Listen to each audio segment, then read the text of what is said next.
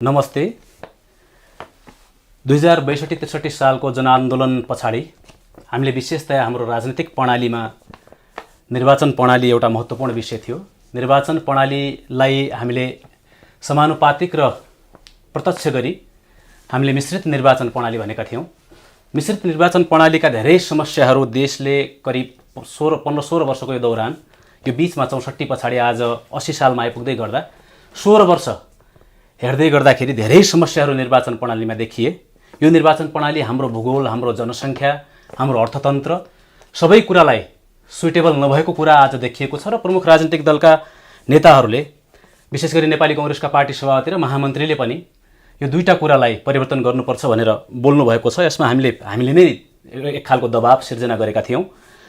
आज यो कुनै पार्टीको चस्माबाट भन्दा पनि देशको चस्माबाट हेर्नुपर्ने भएका कारणले देशलाई, विशेष गरी पिपुललाई, युवालाई, युथलाई, हाम्रो पुस्तालाई, जेनेरेसनलाई निर्वाचन प्रणाली समानुपातिक फाल्दाखेरि कस्तो हुन्छ र समानुपातिक कुन तरिकाबाट फाल्न सकिन्छ, समानुपातिकको दुईटा मर्म, एउटा राजनीतिक मर्म र अर्को समावेशिताको मर्म दुईटा थियो। राजनीतिक मर्मलाई हामीले यसलाई एनार्किजमतिर लग्यौँ। भाइ भतिजाहरू, श्रीमती श्रीमानहरू, प्रेमिकाहरू संसदमा पुर्याउने यो बाटो बनायौँ। त्यो कारणले यो राजनीतिक मर्म जुन थियो त्यसलाई फाल्ने र विशुद्ध यसलाई समावेशीकरण गरेर समानुपातिक निर्वाचन प्रणाली हटाएर समावेशितालाई प्रत्यक्ष निर्वाचन प्रणालीमा गाभ्ने के हुन सक्छन् त तौर तरिकाहरू र यसले सरकारलाई कस्तो असर गर्छ, देशलाई कस्तो असर गर्छ, यसले जनसङ्ख्यालाई कसरी प्रेजेन्ट गर्छ र यसले समग्रतामा देशको अर्थतन्त्रमा कसरी योगदान पुर्याउँछ अथवा एनार्किजम, राजनीतिक एनार्किजमलाई न्युट्रलाइज कसरी गर्न मद्दत गर्छ भन्ने कुरा छर्लङ्ग हामी बोर्डबाट म्याथमेटिक्स सहित हामी गर्ने कोसिस गरिरहेका छौँ। सुनौलो नेपाल टिमलाई यसका लागि धेरै धेरै धन्यवाद। हाम्रो देश, भूगोल, परिस्थिति, अर्थतन्त्र हेरेर यो प्रणाली हामीलाई उपयुक्त सधैँ छैन। संविधान सभाको निर्वाचन ताका हामी कहाँ यो कहाँबाट लादियो, विशेष गरी युरोपियन युनियनबाट लादिएको जस्तो देखिन्छ र यसमा प्रशस्त छलफल नभइकन समानुपातिकको यो मोडालिटी, आजको मोडालिटी अपनाइयो। यसलाई हटाएर मोबाइल निर्वाचन क्षेत्र निर्धारण सहित हामीले यसलाई 84 को चुनावमा अथवा संविधान संशोधनबाट हामीले यसलाई गर्न सक्छौँ भन्ने हाम्रो मान्यता हो। अब हामीले पपुलेसन अफ कन्ट्री हेरौँ, देशको 100% जनसङ्ख्यालाई हेरौँ। देशको 100% जनसङ्ख्या मध्ये दलितको जनसङ्ख्या 13.80% छ, खसारेको जनसङ्ख्या 31.20 छ, आदिवासी जनजातिको जनसङ्ख्या 28.70 छ, मधेसीको जनसङ्ख्या 15.30 छ, थारूको जनसङ्ख्या 6.60 र मुस्लिमको जनसङ्ख्या 4.40 रहेको छ। यो हामीले अहिलेको संसदमा हामीले यही जनसङ्ख्याको आधारमा समावेशी संसद बनाएका छौँ। यद्यपि समावेशी संसदको नाममा हामीले यी समुदायको जति जनसङ्ख्या छ त्यति नै आकारमा अथवा त्यसकै वरपर हामीले संसदमा अझै पनि समावेशी बनाउन सकेका छैनौँ। समानुपातिक हटाउँदा, जुन अहिले हामीले सोचिरहेका समानुपातिक प्रणाली अथवा प्रयोगमा ल्याइरहेको समानुपातिक प्रणाली छ, त्यो हटाउँदाखेरि 165% प्रत्यक्ष सिट रहने नै भयो र त्यसमा 59 सिट राष्ट्रिय सभाको जोडेर कुल सङ्घीय संसदको सङ्ख्या 224 हुन जान्छ। 224 संसदको सङ्ख्यामा महिलालाई कसरी एडजस्ट गर्ने भन्ने आजको दिनमा हाम्रो सबैभन्दा ठुलो इस्यु हो र त्यो इस्युलाई सम्बोधन गर्नका लागि हामीले देशमा रहेको पपुलेसनलाई, 100% पपुलेसनलाई हामीले यसरी डिभाइड गरेका छौँ र थ्रेसहोल्ड हाम्रो रहेको छ निर्वाचनमा 3%। यो थ्रेसहोल्डमा पछि आउँछु म, यो थ्रेसहोल्डको काम पछि आउँछ। अहिलेलाई हामी के गरौँ भने कसरी संसदलाई अझ समावेशी बनाउन सकिन्छ, समानुपातिक हटाइसके पछाडि संसदको आकार नबढ्ने गरी, अहिलेको राजनीतिक अवस्था नबिग्रिने गरी, कुनै दल विशेषलाई क्षति अथवा कुनै पिपुललाई अथवा कुनै समुदायलाई क्षति नहुने गरी र कुनै पनि दलले यसमा धेरै आपत्ति नजनाइकन यसलाई कसरी समेट्न सकिन्छ, मूलधारमा ल्याउन सकिन्छ र महिलाको 33% सुरक्षित गर्न सकिन्छ भन्ने कुरा यहाँ उल्लेख गर्छु। हाम्रो थ्रेसहोल्ड 3% छ भने हामी 3% जनसङ्ख्याबाट सुरु गरौँ। 3 देखि 5% समुदाय भएको जुन समुदाय छ, प्रतिशतको हाराहारीमा देशको जनसङ्ख्याको जसको समुदाय छ, त्यो 3% हामीले अनिवार्य त्यसलाई हामीले के गरौँ, उम्मेदवार बनाउने पद्धति अपनाऊ। 5 देखि 10% हुने समुदायबाट 5%, 10 देखि 15% हुने समुदायबाट 10%, 15 देखि 20% हुने समुदायबाट 15%, 20 देखि 25% हुने समुदायबाट 20%, 25 देखि 30% हुने समुदायबाट 25%, 30 देखि 35% हुने समुदायबाट 30% हामीले राखौँ। यहाँ यो आकार, यो प्रतिशतको तल्लो अङ्कलाई आधार मानिनेको कारण के हो भने केही प्रतिशत खुकुलो छोडिदिनुपर्छ। बिरालोलाई कोठामा थुन्यो भने बिरालो चिथोर्न आउँछ। त्यो भएका कारणले हामीले पनि यो जुन प्रेजेन्टेसन छ, जुन हामी रिप्रेजेन्ट गरिरहेछौँ जातिहरूलाई, यसलाई तल्लो पर्सेन्टमा आधार मानेको होस्, चाहे यहाँ चाहिँ क्षमतावान व्यक्तिहरू पलायन नहुन्, क्षमतावान व्यक्तिहरूलाई असर नपरोस्। अब यो हिसाबबाट हेर्दाखेरि 3 देखि 5% समुदाय रहेको समुदाय हामीले हेर्नु पर्यो। यो भनेको मुस्लिम समुदाय छ 3 देखि 5%मा। 5 देखि 10 को बीचमा थारू छ, 10 देखि 15 को बीचमा दलित छ, 15 देखि 20 को प्रतिशतको समुदायको बीचमा मधेसी समुदाय छ, 20 देखि 25% को जनसङ्ख्याको बीचमा हामी कहाँ 20 देखि 25 कुनै समुदाय छैन, 25 देखि 30% को जनसङ्ख्याको समुदाय हामीसँग आदिवासी जनजाति छ, र 30 देखि 35 को बीचमा हाम्रो समुदाय सबैभन्दा धेरै खसारेको जनसङ्ख्या रहेको छ। यसलाई समानुपातिक यो पद्धतिलाई यो समानुपातिक समावेशितालाई प्रत्यक्षमा कसरी जोड्ने म अब अलिकति त्यसलाई ब्रिफ गर्छु। मोबाइल कन्स्टिट्युएन्सी क्षेत्र निर्धारण गर्दा विशेष गरी महिलाको सवाल हो। हामी कहाँ महिलालाई हामीले राज्यको मूल पूर्वाधार ल्याउनका लागि, महिलालाई नै हामीले आरक्षण प्रदान गर्नका लागि र 2-4 जना नेताको गोजीबाट सांसदहरू नआउन् भन्नका लागि जनतामै हामीले टेस्ट गर्नुपर्ने हुन्छ। त्यो भनेको के हो भने यति ठुलो सङ्ख्यामा प्रतिनिधि अप्रत्यक्ष विधिबाट विश्वका प्राय कमै मुलुकहरूमा चुनिएको हुन्छ। चुनिएका मुलुकहरूमा पनि कस्तो हुन्छ भने उनीहरूले थ्रेसहोल्ड बढिराखेको हुन्छ। थ्रेसहोल्ड बढिराख्दा यो डिभाइड जुन हुन्छ, जुन समानुपातिकको प्रतिनिधित्व जुन हुन्छ, त्यो थोरै दलमा बाँडिन्छ र उनीहरूको कहाँ बहुमत एकै दलको आउनु त्यति कठिन छैन। तर हामी कहाँ त्यो धेरै कठिन भएका कारणले यसलाई हामीले महिलाबाट समावेशी खोज्ने एउटा विकल्पको रूपमा यसलाई प्रस्तुत गर्न सक्छौँ। कतिपयको प्रश्न हुनसक्छ कि त्यो हुँदाखेरि हामी कहाँ कुनै समुदाय विशेषको जनसङ्ख्या एकै ठाउँमा धेरै छैन, एकै ठाउँमा समुदाय विशेषको जनसङ्ख्या नभएर के भयो, हामी कहाँ जताततै महिलाको जनसङ्ख्या त बढी छ, त्यही महिलाको जनसङ्ख्याबाट हामीले यहाँ समावेशी बनाउन सक्छौँ।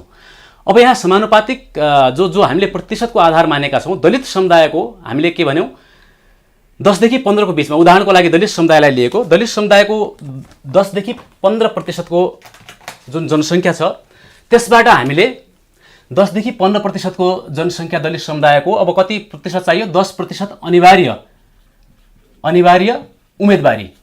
समानुपातिकको मर्म भनेको के थियो भने लड्न सिकाउने, सशक्तिकरण गर्ने हो भने धेरै जस्तो ठुलो जनसङ्ख्यालाई हामीले लडाइँबाट विमुख गर्नु भएन, यसलाई जनताको बीचमा टेस्ट गर्न दिनु पर्यो। अब 10% दलितलाई हामीले यहाँ गर्दाखेरि के हुन्छ, 224 को 10% करिब 22 सीट आउन जान्छ। यो 22 सीट आउँदाखेरि हामीले महिला आरक्षण सीट छुट्याउँदैछौँ। महिला आरक्षण सीट कसरी छुट्याउँदैछौँ, 47 सीट छुट्याउँदैछौँ। 47 सीट महिला आरक्षण सीट हामीले कसरी छुट्याउँदैछौँ भने 2 देखि 4 निर्वाचन क्षेत्र भएको जिल्लाबाट 1 महिला अनिवार्य सीट गर्दैछौँ हामी। 4 भन्दा माथि निर्वाचन क्षेत्र भएको जिल्लाबाट 2 महिला सीट अनिवार्य गर्दैछौँ, जो टोटल 47 सीट हुन जान्छ। यो 100% 47 सीट हो। यो 100% हो। यो 100%लाई आधार मानेर अब महिलाको हामीले दलित महिलाहरू कसरी गर्ने भन्ने कुरामा 47 सीटको कति प्रतिशत छ अनिवार्य, कति यो 10 देखि 15 को बीचमा दलित समुदाय आउँछ भने 10% अनिवार्य हामीले महिला पठाउनु पर्यो। 47 को 10% करिब 5 सीट दलित महिला सीट हुन जान्छ। 5 सीट दलित महिला सीटको सङ्ख्या हामी कहाँ हुने भयो, यो हिसाबबाट हेर्दाखेरि लगभग 5 सीट नै होला। 5 सीट हुन जान्छ। अनिवार्य दलित महिला सीटबाट कुनै पनि दलले जुन सीट त्यहाँ महिला सीट पर्छ त्यहाँबाट 5 वटा सीट अनिवार्य रूपमा दलित महिला नै उठाउनु पर्ने व्यवस्था हुने भयो। अब टोटल कति छ, 22 सीट छ। 22 सीटमा 5 सीट यहाँ आइसक्यो। 5 सीट यहाँ आइसके पछाडि अब हाम्रो राष्ट्रिय सभामा कति छ, राष्ट्रिय सभामा 59 सीट छ र 56 सीट, 3 सीट नोमिनेट गरेर हामी 56 सीट के गर्छौँ, इलेक्टेड गर्छौँ। 56 सीटमा 50% महिला हामीले राख्छौँ। 50% महिला त्यहाँ 56 सीटमा राख्दाखेरि करिब 28 हुन्छ। 1 जना महिला नियुक्ति गर्दा 29 जना हुने भयो। 29 भनेको 47 सीट थियो, 29 सीट यो लगभग 76 भयो। टोटल महिला अब 224 भनेको 76 भागा 224 × 100 गर्दा यो लगभग 34% महिलाको उपस्थिति हुन्छ। यो भनेको अहिलेको संसदको, अहिलेको संविधानले परिकल्पना गरेको भन्दा 1%ले बढी हो। अब यसलाई हामीले दलित महिलाको सवालमा 5 जना दलित, 22 जना दलित हामीले पठाउने भयौँ। 22 जना दलित मध्ये 5 जना त अनिवार्य दलित महिला सीट भइसक्यो र 59 को लगभग दलित 10% हामीले गर्ने हो भने लगभग 6 देखि 7 सीट दलितको अर्को आउन जान्छ। 7 सीट राष्ट्रिय सभामा जाने भयो। 7 5 जोडेर 12 सीट हाम्रो दलितको यहाँ आइहाल्यो। 12 10 22। अब 10 जना दलित उम्मेदवार हामीले के गर्नुपर्ने भयो, प्रत्यक्ष निर्वाचन प्रणालीमै प्रत्यक्ष चुनावमा पठाउने। कसले पठाउने, पार्टीले पठाउने। को पार्टीले, राष्ट्रिय पार्टीले। मानिलिउँ राष्ट्रिय पार्टी 5 वटा राष्ट्रिय पार्टी भयो भने 5 वटा राष्ट्रिय पार्टीले 10 जनाको दरले पठायो भने 10 पंचे 50 जना दलित क्यान्डिडेट देशभरि हुने भए 50 जना मध्ये 10 जना मात्रै पनि हामीले जिताउन सकेनौँ भने अनि हाम्रो के को बहुदल, अनि हाम्रो के को सशक्तिकरण हैन? यो हिसाबबाट कति करिब 10 जना खुला दलितहरू उम्मेदवार प्रत्येक पार्टीबाट हुने भए जति पार्टी लड्यो त्यति नै दलितको रिप्रेजेन्टेसन हुने भयो। यो हिसाबबाट हेर्दाखेरि कम्तीमा पनि 5-6 वटा त राष्ट्रिय दल होलान्, हामीले राष्ट्रिय दललाई मात्रै काउन्ट गर्ने हो भने पनि, र त्यो हुँदै गर्दा कति हुने भयो, लगभग 50 जना दलित लड्ने भए। त्यो हिसाबबाट 22 जना दलित मजाले उनीहरूको आफ्नै पर्सेन्ट अनुसार 10% को अनिवार्य 22 जना दलित आउँदा 10% अनिवार्य रिप्रेजेन्ट हुने भयो। त्योभन्दा बढी जति पनि हुन सक्यो त्यो खुलामै पर्यो। त्यसैगरी खसारियो, त्यसैगरी आदिवासी जनजाति, मधेसी, थारू, मुस्लिमको सङ्ख्या त्यसैगरी हुने भयो। र अब यो हिसाबबाट हुँदाखेरि कुल सांसदको सङ्ख्या हामी कहाँ केन्द्रमा हुने भयो, कुल सांसदको सङ्ख्या अब केन्द्रमा हामी कहाँ 224 जना हुने भयो। 224 जना। अहिले हामी कहाँ कुल सांसदको सङ्ख्या 200, केन्द्रमा 275 त्यहाँ छ। 275 प्लस 275 लाई हामीले 275 प्लस 59 राष्ट्रिय सभामा छ। 324 हामी कहाँ अहिले के आइरहेछ, सांसद आइरहेछ। 324 केन्द्रीय सांसद छ हामी कहाँ, सङ्घको सांसद भने यो 224 मा झर्ने भयो। अब प्रदेशमा के हुन्छ, प्रदेशमा पनि एवं प्रकारले हामीले जसरी अघि गऱ्यौँ प्रदेशमा पनि त्यही प्रकारले हामी यसलाई समायोजन गर्छौँ।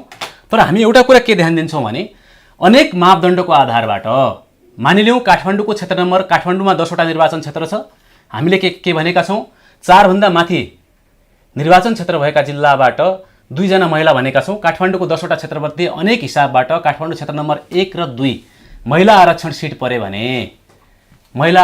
परे भने अब यसको प्रदेशसभा क र ख खुला रहने भए, प्रदेशसभा क र खमा हामी कुनै पनि हालतबाट हामी यो हामी समायोजन यो के भन्छ यसलाई समानुपातिक अथवा आरक्षित सिटको व्यवस्था नगर्ने भयौँ। यसले के गर्यो, प्रदेशसभा क र ख क्षेत्रभित्र रहेका क्षमतावान मान्छेलाई प्रदेशमा लड्न मद्दत गर्यो। क्षमतावान व्यक्ति जब प्रदेशमा जान्छ प्रदेशको सशक्तिकरण पनि भएर आउने भयो। प्रदेशसभामा हामी यसरी एडजस्ट गर्ने भयौँ। अब प्रदेशसभामा हामीले मानिलिउँ सुदूरपश्चिम प्रदेशको 32 सिट छ। 32 सिटबाट चाहिँ कैलालीलाई हेरौँ। कैलालीमा 5 वटा निर्वाचन क्षेत्र छ। 5 वटा निर्वाचन क्षेत्रमध्ये कैलाली क्षेत्र नम्बर 1 र 2 महिला आरक्षण सिट विभिन्न कारणले पर्यो भने अब त्यहाँ हामी त्यो निर्वाचन क्षेत्रमा थारू महिला ल्याउने कि अथवा मुस्लिम ल्याउने कि अथवा मधेसी ल्याउने कि भन्नका लागि हामी त्यो क्षेत्रमा के गर्छौँ, थारूहरूको पपुलेसनको काउन्ट गर्छौँ, जसलाई हामी समानुपातिकमा ल्याउनुपर्छ, समावेश गर्नुपर्छ भन्छौँ। त्यसलाई काउन्ट गर्छौँ। त्यसलाई काउन्ट गर्दाखेरि यहाँ यो 1 र 2 नम्बर क्षेत्रमा जुन समुदायको जनसङ्ख्या धेरै भयो त्यो समुदायको सिट हुने भयो। अथवा कैलाली क्षेत्र नम्बर 1 र 2 अब थारू महिला आरक्षण सिट रहन गयो। यो हुँदाखेरि सबै यता माथि भएको यो सबै प्रतिशतलाई न्याय हुन्छ। यसले संसदको आकार 330 जना घटाउँछ। 330 जना 884 जना रहेको सांसदबाट हामीलाई 330 घट्दा 884 माइनस 330 हुँदा 554 जनामा हाम्रो टोटल सांसदको सङ्ख्या रहन्छ। 554 जनामा रहने भनेको यो 330 लाई हामीले जति अहिले पैसा लगानी गरिरहेका छौँ, डिरेक्ट हामीले जति यिनीहरूलाई तलब सेवा सुविधा दिइरहेका छौँ त्यो भनेको करिब 3 देखि 3.5 अर्ब रुपियाँ हो। यो 3 देखि 3.5 अर्ब रुपियाँ हामीहरू के हुने भयो, बचत हुने भयो। र यो बचत भएको रकमको केही प्रतिशत हामीले स्टेट फन्डिङ पोलिटिकल पार्टीको अवधारणामा हामी लगाउन सक्छौँ। स्टेट फन्डिङ पोलिटिकल पार्टी कसरी बन्छ? अब स्टेट फन्डिङ पोलिटिकल पार्टीका लागि हामीले प्रदेशलाई विशेष गरी हेर्छौँ। कुनै पार्टी हामीले थ्रेसहोल्ड, मैले अघि भनेको थिएँ थ्रेसहोल्ड यहाँ काम आउँछ भनेर, अहिले हाम्रो थ्रेसहोल्ड कति छ? 3% थ्रेसहोल्ड राखेका छौँ। यसलाई 5% पनि पुर्याउन सकिन्छ। तर 3% कै थ्रेसहोल्डकै हामीले कुरा गर्ने हो भने स्थानीय निर्वाचनमा प्रत्यक्षतर्फ नगरपालिका अथवा गाउँपालिकामा प्रमुख 3% जित्नु पर्यो कुनै पार्टीले स्थानीय निकायमा। पपुलर मत 3% ल्याउनु पर्यो स्थानीय निकायमा। त्यसपछि प्रदेशमा 3% प्रदेशसभा जित्नु पर्यो, पपुलर मत 3% ल्याउनु पर्यो। र केन्द्रमा पनि प्रतिनिधि सभाको 3% जित्नु पर्यो र पपुलर मत 3% जो दलले ल्याउँछ त्यो दल के भयो? अब राष्ट्रिय दल बन्यो। राष्ट्रिय दल बन्यो। त्यो राष्ट्रिय दलले अब के गर्ने भयो? त्यो राष्ट्रिय दलले स्टेटबाट पैसा पाउने भयो। जो हाम्रो 3.5 अर्ब जो रुपियाँ बाँचेको थियो, त्यो रहेको थियो, बचत भएको थियो, केबाट हामीले सांसदको सङ्ख्या घटाए बापत थियो, अतिरिक्त कुनै रकम चाहिँ हामीले खोज्नु परेन। त्यो हुँदै गर्दा अब त्यो राष्ट्रिय दललाई हामीले केही पर्सेन्ट त्यसको केही मेकानिजम बनाएर फन्ड गर्ने भयौँ। त्यो हुँदै गर्दाखेरि चुनाव महँगो हुने पनि यहाँनिर समस्या आएन। त्यसमा कसैको त्यो त्यहाँ चित्त दुखाएको विषय पनि रहेन। एक, राजनीतिक दलहरूले कुनै व्यापारिक घरानासँग धेरै चन्दा माग्नु पर्ने र उसको इन्ट्रेस्टलाई पूर्ति पनि गरिदिनु परेन। दुई, तेस्रो भनेको यो जुन स्टेट फन्डिङको पैसा थियो, यो स्टेट फन्डिङको सार्वजनिक लेखा परीक्षण अब हामी गर्ने भयौँ भनेपछि यसले एउटा पारदर्शिताको विकास पनि गर्ने भयो। अब यसको सकारात्मक प्रभाव कहाँ कहाँ पर्छ? यसको सकारात्मक प्रभाव हामी कहाँ पर्ने भनेको अब सरकारमा पर्छ। सरकारमा जान्छ। अब यसले दलको भूमिका, स्टेट फन्डिङले गर्दा दलको भूमिका खुम्चिने त होइन भन्ने पिर पनि राजनीतिक दलमा देखिन्छ। दलको भूमिका पनि त्यो खुम्चिएन, किनकि राष्ट्रिय दल हुनका लागि दल त इम्पोर्टेन्ट हुने नै भयो होइन।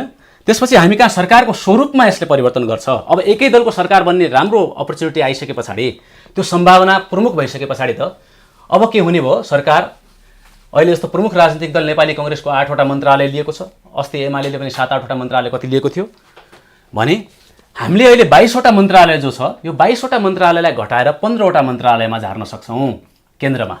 र प्रदेशमा जति 10 देखि 12 मन्त्रालय प्रत्येक प्रदेशले प्राय बनाएकै छन्। 6-7 त कुनै पनि प्रदेशमा सरकार यो मन्त्रीको सङ्ख्या छँदैछ। त्यसलाई पनि हामीले घटाएर केन्द्रमा 15 र प्रदेशमा 5वटा भन्दा बढी मन्त्रालय यो देशलाई उपयुक्तै छैन भन्ने ठाउँमा यो निर्वाचन प्रणालीले हामीलाई पुर्याइदिने भयो। अब दलहरूभित्र यो झमेला आउँदैन। किन आउँदैन? दलहरू अहिले एलायन्स गरेरै पनि दलहरू 7-8वटै मन्त्रालयमा चित्त बुझाइरहेका छन् भने 15 मन्त्रालय एउटै दलले चलाउनु पायो र प्रदेशमा 5 मन्त्रालय भनेको 7वटा प्रदेशबाट 7 × 5 35 मन्त्रालय एउटै दलले चलाउनु पायो भने त दलहरू त झमेला पनि नहुने भयो। अब जस्तो सरकारमा हामीले के गर्न सक्छौँ सरकारको स्वरूपमा भनेपछि 22वटा मन्त्रालय हामी कहाँ छ, यसलाई 15मा झार्दाखेरि के हेर्छौँ?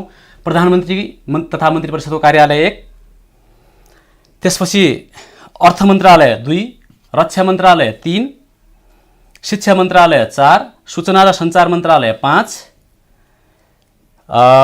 गृह मन्त्रालय 6, सामान्य प्रशासन मन्त्रालय 7, त्यसपछि सामान्य प्रशासन मन्त्रालयपछि हामी मन्त्रालय राख्न सक्छौँ। सामान्य प्रशासनपछि कृषि भूमि सुधार मन्त्रालय 8, वन तथा वातावरण यसैमा जोडिन्छ। 8मै कृषि भूमि वन तथा वातावरण। जलस्रोत मन्त्रालय 9, श्रम युवा खेलकुद तथा रोजगार मन्त्रालय 10, उद्योग वाणिज्य तथा आपूर्ति मन्त्रालय 11, कानुन न्याय समाज कल्याण तथा सङ्घीय मामिला मन्त्रालय 12, निर्माण मन्त्रालय अन्तर्गत निर्माण शहरी विकास तथा यातायात सबै एकै ठाउँमा अटाउन सक्छ 12-13, स्वास्थ्य तथा जनसङ्ख्या मन्त्रालय 14 र पर्यटन तथा नागरिक उड्डयन मन्त्रालय 15। यो 15 मन्त्रालयभित्र हाम्रो राज्य संरचना संयन्त्र सबै आउँछ।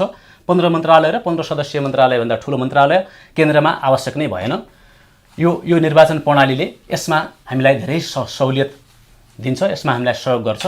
दोस्रो, प्रदेशमा मुख्यमन्त्री कार्यालय 1, आर्थिक मामिला 2, आन्तरिक मामिला 3, भौतिक पूर्वाधार 4 र सामाजिक विकास 5वटा मन्त्रालयभन्दा बढी मन्त्रालय प्रदेशमा हामीलाई आवश्यक नै छैन।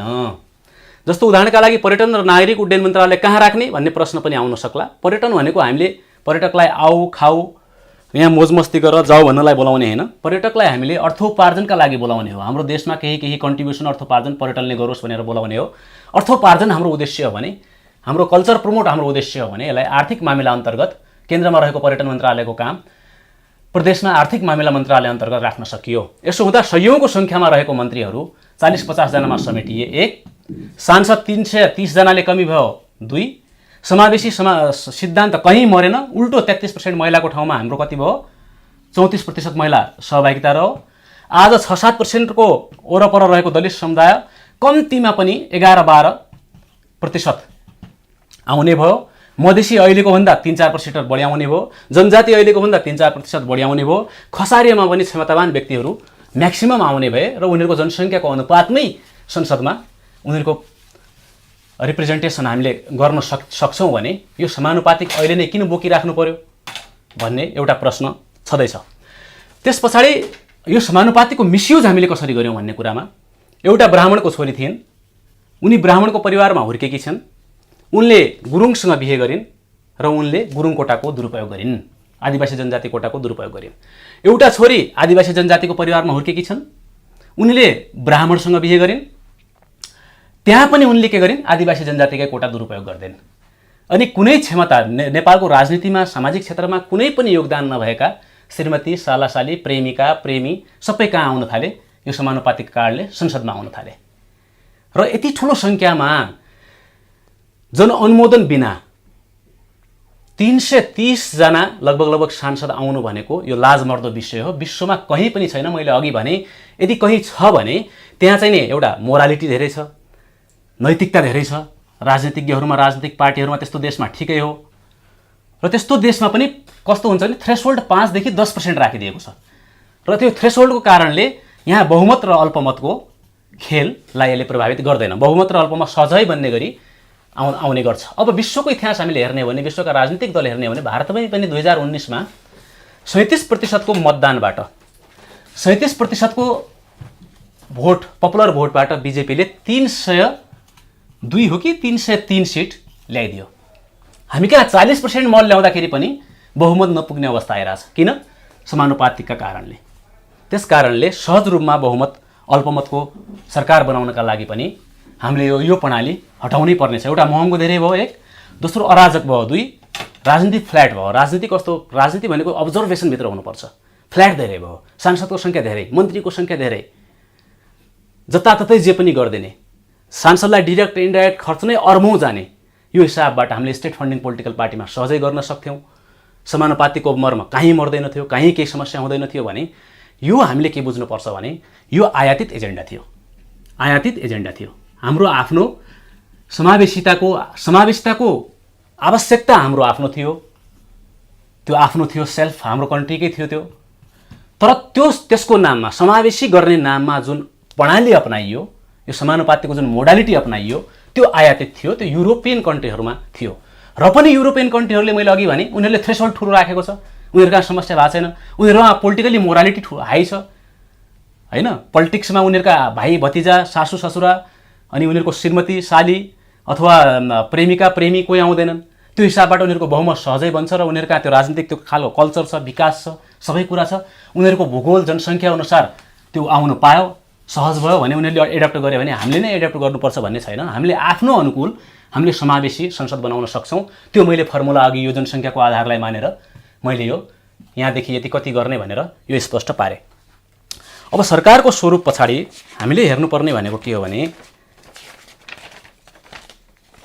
अब यहाँ देशमा उठिरहेको प्रश्नहरू छन् केही, जस्तो धर्म एकात्मक राज्य प्रणाली र राजाका बारेमा। धर्मका विषयमा हाम्रो संसदले हाम्रो संविधानको प्रस्तावनामै स्पष्ट रूपमा, संविधानको धाराहरूमा स्पष्ट रूपमा भनेको छ। धारामा नेपालमा धर्मनिरपेक्षताको अर्थ भनेको, नेपालको धर्मनिरपेक्षता भनेको स्पष्टीकरणमा, विश्वको संविधानमा प्रायः त्यो स्पष्टीकरण कहीँ पाइँदैन। नेपालमा मात्रै छ त्यो। परापूर्व कालदेखि, सनातनदेखि चल्दै आएको जुन हाम्रो सनातन धर्म छ, त्यो धर्मको प्रवर्धन, त्यो धर्मको विकास नै हाम्रो सन्दर्भमा धर्मनिरपेक्षता हो भनिसके पछाडि एउटा सेन्टर कानुन बनाउनु पर्ने, केन्द्रले कानुन बनाउनु पर्ने, संसदले कानुन बनाउनु पर्ने ठाउँमा जसरी धर्मलाई राजनीतिमा प्रयोग गरेर राजनीतिको रोटी सेकिँदैछ, पशुपतिको साँडेलाई देखाएर जसरी राजनीतिको अभिष्ट पुरा हुँदैछ, यो केवल धर्मको नाममा गरिने राजनीति मात्र हो। अब धर्मको नाममा राजनीति गर्ने छैन भन्ने धर्म राजनीतिक दलले पाल्नु छ, त्यो एडप्ट गर्नु छ, नम्बर 1। दोस्रो कुरा छ राजाको। अब राजाको कुरामा, राजा भयो भने, राजतन्त्र भयो भने राष्ट्रियता बच्छ, राष्ट्रियता जगेर्ना हुन्छ भन्ने साथीहरूको तर्क सुन्छु, कतिपय यङ पार्लियामेन्टेरियन साथीहरूको। उहाँहरूले 2026 साललाई हेर्नुपर्छ। 2026 साल पूर्व अथवा जब इन्डिया र चाइनाको बिचमा वार भयो, त्यतिखेर नेपालको उत्तरी बेल्टमा दर्जनौं चेकपोस्टहरू इन्डियाले लाग्यो। आर्मी, हाम्रो देशमा इन्डियाको आर्मी बस्यो। त्यो कसको अनुमतिमा बस्यो? राजा महेन्द्रको अनुमतिमा। सर्वशक्तिमान राजा थिए त्यो बेला राजा महेन्द्र।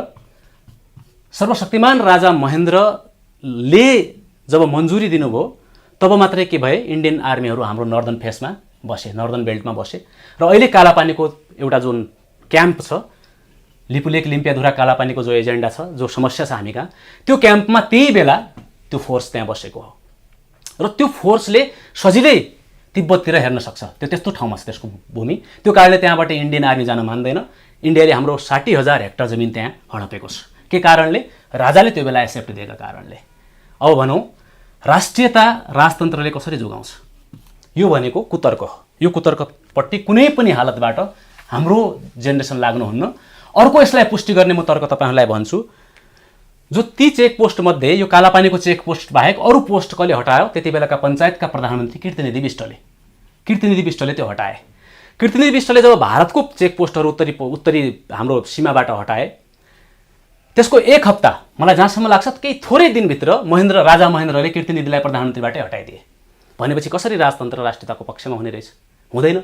यहाँ त रिजिम टिकाउनका लागि सस्तो लोकप्रियता र अन्धराष्ट्रवादलाई तुरुप बनाइन्छ र जनताको बिचमा त्यसलाई हानिन्छ।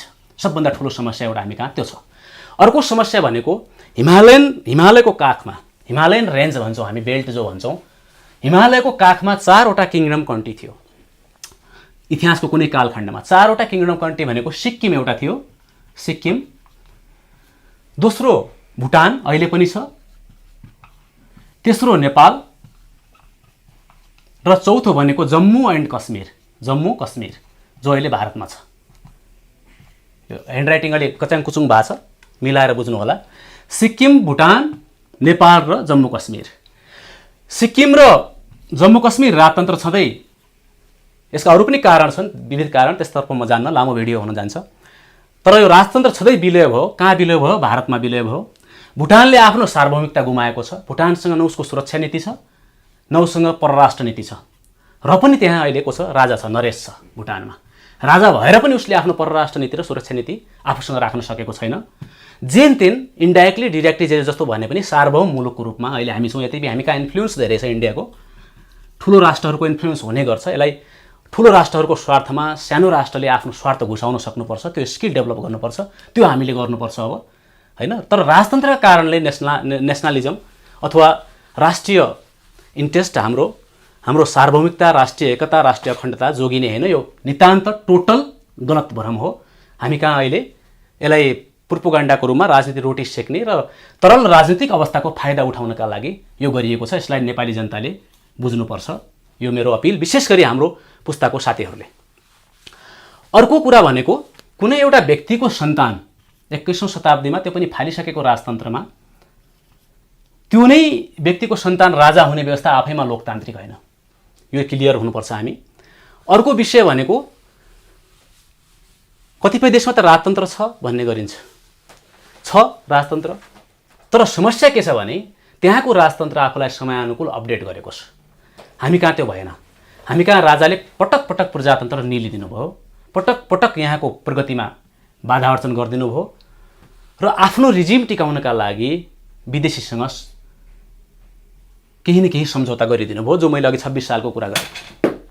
अर्को हामी कहाँ समस्या भनेको दल, पुराना नयाँ दल कहिल्यै पनि पुरानो हुँदैन, दल कहिल्यै पनि पुरानो हुँदैन, दल कहिल्यै पनि नयाँ हुँदैन। उसको एजेन्डाले नयाँ र पुरानो बनाउने हो। राजनीतिक दलहरू जसरी हामीले हेर्ने हो भने, अमेरिकाको उदाहरण दिने हो भने अमेरिकामा रिपब्लिकन पार्टी पनि छ, डेमोक्रेटिक पार्टी पनि छ। रिपब्लिकन र डेमोक्रेटिक पार्टी अमेरिकाको इतिहास हेर्ने हो भने 1700-1900 तिर लगभग बनेका पार्टी छन्। करिब 400-500 वर्ष अगाडि, आजभन्दा एभरेजमा राखौँ 500 वर्ष अगाडि बनेका पार्टी अहिले पनि सान्दर्भिक छन्, किनकि उनीहरूले समयानुकूल आफूलाई परिवर्तन गरे। बेलायतमा राजतन्त्र छ, बेलायतको राजतन्त्रले समयानुकूल आफूलाई परिवर्तन गर्यो, राजतन्त्र गएको छैन। हामी कहाँ प्रजा परिषद भन्ने एउटा पार्टी थियो, समयानुकूल उसले आफूलाई डिफाइन गर्न सकेन, परिवर्तित हुन सकेन, जान सकेन। आज प्रजा परिषदको नाम निशाना छैन। त्यस कारणले पोलिटिकल पार्टी अथवा कुनै राजतन्त्र अथवा किङडम समयानुकूल परिवर्तन भयो भने रहन्छ, समयानुकूल परिवर्तन भएन भने त्यो रहँदैन। नेपालमा अब राजा छैन भने अब राजा ल्याउनुपर्छ भन्ने जुन कुरा छ, त्यो भनेको नितान्त सबैभन्दा असान्दर्भिक विषयवस्तु अहिले नेपालमा राजा चाहिन्छ भन्ने विषयवस्तु नै हो। यसतर्फ नलागिकन अघि भनेको विषय हामीले संसदको आकार घटाउने, मन्त्रीको आकार घटाउने, सरकारको स्वरूप परिवर्तन गर्ने र एउटा स्थायी शान्ति देशमा कायम गर्ने, एउटा स्थायी डेभलपमेन्ट विकासतिर देशलाई लाने विषयमा हामी केन्द्रित हुनुपर्छ। बाँकी भिडियो आवश्यक पर्यो भने फेरि बनाउला। धेरै धेरै धन्यवाद। जय नेपाल।